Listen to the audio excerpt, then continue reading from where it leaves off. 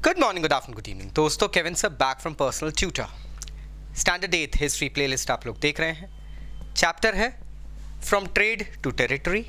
Topic है company officials become nabobs. Nabob एक anglicised version है नवाब वर्ड का। ब्रिटिश नवाब लोगों को एक तरीके से बैंक्स के समान देखने लग गए थे। बैटल ऑफ पलासी के बाद में ब्रिटिश ऑफिशियल्स जो थे दोस्तों, उनको हर ब्रिटिश ऑफिशियल्स जो थे उनको नवाबों से गिफ्ट्स एक्सेप्ट करने की एक होड़ दिखने लगी थी। इसको इस तरीके से सुनिए कि it happened so that almost every British official got some gifts in form of money from the Nawabs. पैसा बट रहा था। नवाब अपनी जागीरें सिक्योर रखने के लिए, अपनी पोजीशन सिक्योर रखने के लिए ब्रिटिश को पैसा दे रहे थे। और ये पैसा कम नहीं होता था दोस्तों, ये पैसा इतना होता था कि इवन ब्रिटिश पार्लियामेंट में कुछ लोग थे जिन्होंने इस पे उंगलियां उठानी शुरू करी थी। हम जानते हैं कि ब्रिटेन से ईस्ट इंडिया कंपनी को एक मोनोपोली वाली रॉयल डिक्री मिली थी कि यहाँ इंडिया में बिजनेस सिर्फ वही कंपनी कर सकती है। तो दूसरी कंपनियाँ जो ब्रिटेन में थी, दूसरे मर्चेंट्स जो थे, वो जाहिर बात इस चीज़ से उनके थोड़े से अगेंस्ट थे। प्रोटेस्ट होते थे। There was a close eye kept on the work of East India company. लेकिन ईस्ट इंडिया कंपनी के जो ऑफिशियल्स थे, they actually were so much involved in taking money, bribery, corruption, कि ब्रिटिश पार्लियामेंट को भी कहीं ना कहीं इसमें कुछ कहते ना दाल में काला लगने लगा था। एग्जाम्पल आप रॉबर्ट क्लाइव को ही ले लीजिए। 1743 में मेड्रास में इंग्लैंड से एक 18 साल का बंदा आता है ईस्ट इंडिया कंपनी में काम करने के लिए। उसका नाम है रॉबर्ट क्लाइव। 1767 तक ये बंदा इनफैक्ट बंगाल का गवर्नर बन जाता है और वापस इंग्लैंड जाता है।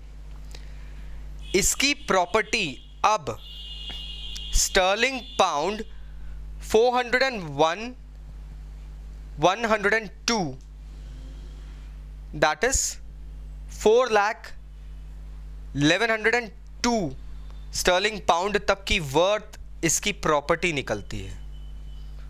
How is this possible?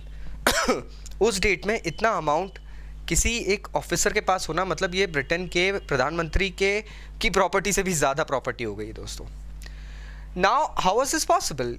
ये क्वेश्चंस उठे थे क्योंकि 1764 में जब Robert Clive governor of Bengal बने थे तो ब्रिटिश पार्लियामेंट ने इनको ऑर्डर दिया था to keep a check on corruption and remove it.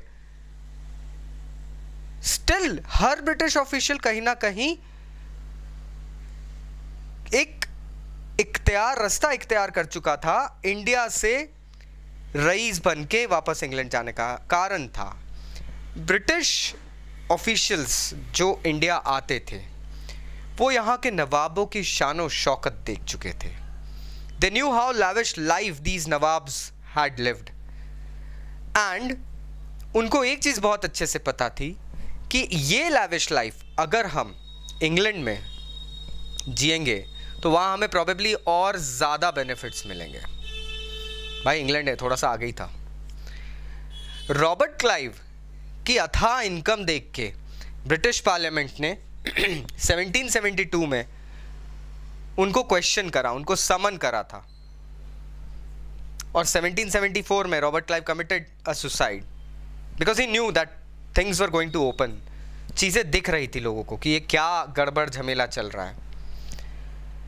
अब यहाँ मैं ये नहीं कहूँगा that all British officials who had come to India were corrupt. कुछ ब्रिटिश ऑफिशियल्स ऐसे भी थे who actually thought to come India, work, earn money, go back and live a peaceful retired life. शांत रिटायरमेंट वाला जीवन जिएंगे. लेकिन कुछ ऐसे थे जो कि सच में भारत से जो पैसा कमा के ले गए थे उसको अय्याशी की तौर पे उड़ाना, दिखावा करके फ्लॉन्ट करना, इससे चूक नहीं रहते. ब्रिटेन में चूंकि दो गढ़ बन गए थे, you know, people they were having different opinions, some people were having different opinions that what they are doing. ऐसे लोगों को वहां बोला गया नबूब्स. ये एक एंग्लिसाइज्ड वर्जन है नवाब शब्द का, लेकिन नबूब एक ऐसा वर्ड है जिसमें इस नवाब शब्द का बहुत ही यू नो हास्यात्मक रूप दिखाया गया है. आप बाय ब्लड नवाब नहीं हो, आप दिखावा कर रहे हो वो बनने का जो आप जीवन में कभी थे नहीं, और आपकी इडियोक्रेसी, आपकी स्टुपिडिटी उसी चीज में झलक रही है. इनफैक्ट ऐसे लोगों को, ऐसे ऑफिशियल्स को बहुत सरकाज़म से देखा जा रहा था इंग्लैंड में. ब्रिटेन में लोग ओपनली प्रेस में इनके कार्टून्स बना रहे थे. हाई सोसाइटीज़ में जब ये जाते थे, इनका फ्लॉन्टनेस देख के लोग इन्हें तिरस्कार और घृणा की नज़र से देखना शुरू कर चुके थे दोस्तों. So now you know the story behind the word nabob. This is Kevin sir signing off. Thank you very much. Bye bye.